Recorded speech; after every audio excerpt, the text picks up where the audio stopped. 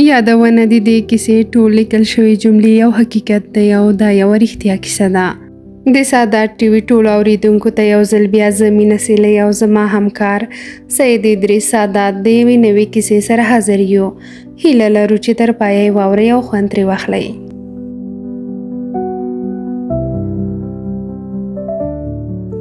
د تیاره غار په یو ګوټ کې ناست وم. د موبایل رڼا مې لګولې وه. له جیب څخه مې د زرڅانګې انځور راوباسه.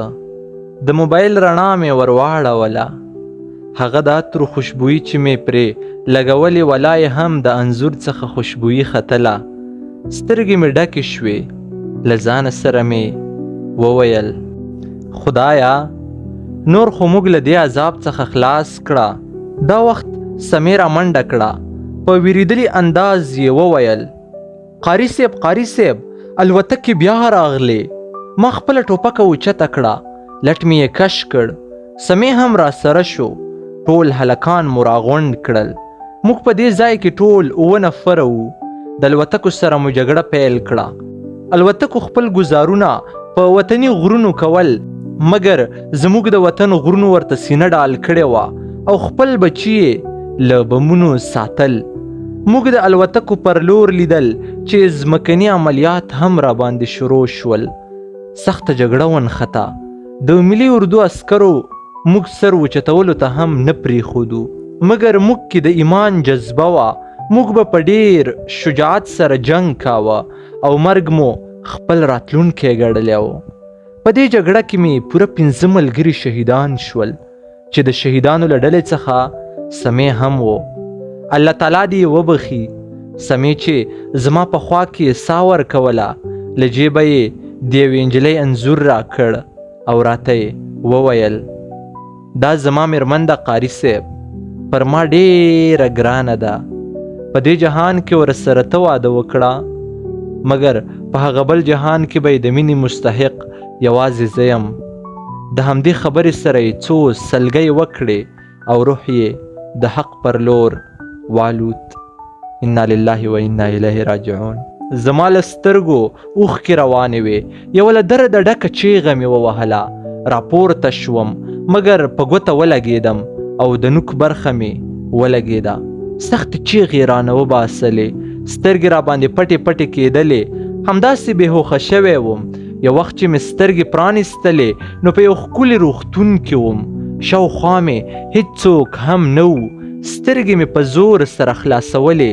په لاس کې مې سیروم لګېدلی و. څه شیبه تېره نه وه چې ډاکټران او عسکر راغلل.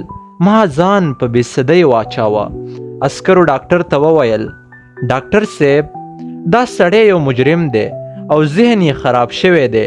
په هیڅ ډول هم باید چې له دې ځایه ونه تښتي. عسکر په سبا ورځ بیا راغلل. دا چې زما روغتیا یو څه ښه شوې وه نو د زندان روغتون ته یې بوتلم. زما لپاره یې رواني ډاکټران راوغوښتل چې په دوی کې یوه نجلۍ هم وه. هغه یې خاص د دې لپاره راوستې وه تر څو له ما سره د نظر تبادله وکړي او قانع مې کړي چې زموږ جګړه په ناحقه ده. تر ټولو اول رواني ډاکټران رامخې ته شول. راته یې وویل تاسې اوس څنګه یاست؟ آیا په تاسې خو به کوم ظلم شوی نه وي؟ آیا تاسې اوس امریکایانو نیولي یاست یا خپلو افغانانو؟ ما ورته وویل شکر ښه یم. نه کوم ظلم را باندې نه دی شوی. زه خپلو افغانانو نیولی یم. ډاکټرانو بیا وویل موږ ستاسې د ذهنیت سازۍ لپاره دا نجلۍ راغوښتې ده. دا به له تاسې سره مباحثه وکړي او تاسې به انشاءالله ډېر ژر پوه شئ چې ستاسې جګړه په ناحقه وه. ډاکټران ووتل. زه او نجلۍ په خونه کې یوازې پاتې شو. نجلۍ خپلې خبرې داسې پیل کړې سلام زه سیلۍ یم. نن ورځ چمتو یم چې له تاسو سره مصاحبه وکړم. آیا تاسو چمتو یاست؟ هو زه هم تیار یم. شروع پې وکئ. مونږ خبر یو چې تاسو ته په پاکستان کې زده کړې درکول کیږي او په دې هم خبر یو چې پاکستان نه غواړي چې زموږ هیواد پرمختګ وکړي. ځکه تاسو دلته زموږ هیواد ته رالیږلي یاست. تاسو ولې خپل ځان نه پیژنئ؟ د دې پر ځای چې خپل هیواد وران کړئ ولې نه جوړوئ؟ د ښکېلاګرو استعمار تل غلامان په همدې دوکه کوي چې موږ تاسې ته وطن جوړوو. حال دا چې 18 کاله د دې سرو کافرو زموږ په خوږ وطن کې وشول، مګر اوس هم د کابل کندهار لویه لاره وګورئ، د سړک قیر یې خراب دی، د سالنګ تونل وګورئ، د ماهیپر لاره وګورئ، هره ورځ ترې موټرې لویږي.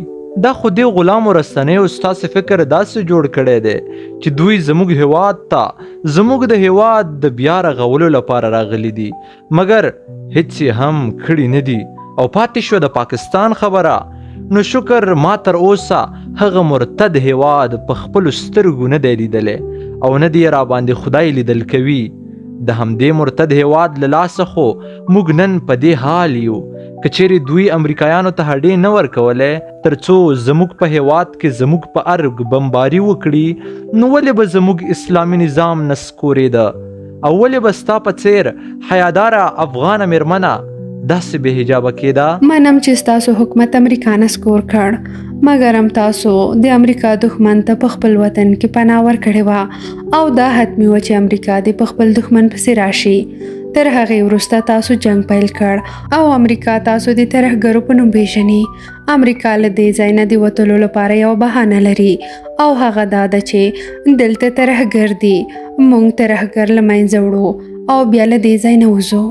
خورکۍ، ته یو ځل د پښتنو او بیا د افغانانو تاریخ مطالعه کړه چې په کوم حالت کې خپل میلمه پردي ته په لاس کې ورکړی دی، او زه په دې نه پوهیږم چې تاسې اوس هم داسې احمقانه فکر لرئ چې بهرنیو اشغالګرو د دې لپاره زموږ وطن اشغال کړ تر څو یو نفر په دې وطن کې ونیسي. دا څه ډول دلیل دی؟ که چیرې د هغوی یو شخص په کارو نو همغه یو شخص به یې نیولی وای، او دا چې په ښکاره ډول په یوټیوب او نورو سوشل میډیاو کې هر څه پراته دي چې امریکا افغانستان ته د دې لپاره ولاړه تر څو له دې ځایه یورانیم یوسي، تاسې بیا هم په دې حقیقت سترګې پټوئ او ځان ته مو د درواغو خبره جوړه کړې ده چې امریکا افغانستان ته د یو شخص د نیولو لپاره راغلی وه. افسوس په تاسې، که چیرې امریکا په حقه وه نو بیا د عربو مسلمانانو ولې د افغانانو لپاره لاریونونه وکړل؟ د پاکستان پښتنو ولې په پاکستان کې د افغانانو لپاره لاریونونه وکړل؟ د نړۍ ټولو مسلمانانو ولې افغانستان ته د امریکا په راتللو سره غبرګون وښود؟ نجلۍ حیرانه شوه، سر یې هاخوا دېخوا تاو کړ او ویې ویل بس نه پوهیږم که چیرته ته له خپل طالبالعلم فکر نه تیر نشي نو په هیڅ حال کې به له دې زندان څخه خوشي نشي. عجیبه خبره ده، نه هم را سره تاسې قانع کیږئ او نه هم ما قانع کولی شئ. که چیرې زه مو قانع کړم نو زه درته دا قسم خورم چې په مرګ به هم بیا د جنگ لیکو ته ولاړ نشم. زه منم چې تاسې هم په حقه یاست، هیڅوک هم زموږ په څیر ژوند نه غواړي چې په غرونو کې دې واوسیږي.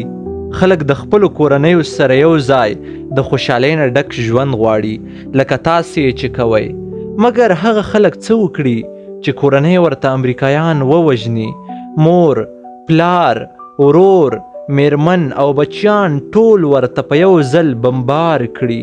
له جیب څخه مې ورته د خپلې آسیې انځور راوباسه او ورته مې وویل دا وګوره، دا زما آسیه ده. ما ورسره له زړه څخه مینه کوله. ما پوره 10 ځلې دولت ته پیشنهاد وکړ تر څو موږ آرامه ژوند ته پرېږدي. موږ له طالبانو سره نور هیڅ اړیکه نه لرو، مګر یوه ورځ زه ښار ته په سودا پسې وتلی وم. هر کله چې کور ته راغلم نو شاوخوا مې د ټولې کورنۍ جسدونه پراته وو. کور مو په یوې کنډوالې بدل شوی و. ما له درده ډکې سلګۍ وکړې، مګر هیڅ هم نه کېدل. زما له مینې ډک ژوند راڅخه دې سرو کافرو واخیست او زه یې یوازې کړم. تر دې وروسته چې زه خپلې پخوانۍ ډلې ته نه تللی نو چېرته به تللی وای؟ نجلۍ نور زما خبرو ته غوږ کېنښود. عسکرو ته یې غږ وکړ، ورته یې وویل د ده فکري حالات د جوړېدو وړ نه دي او بګرام زندان ته یې ولېږئ. زه اوس د بګرام په زندان کې دا کیسه لیکم او له خدایه بیرته د اسلامي نظام د راتګ غوښتنه کوم. پای، لیکوال سید ادریس سادات.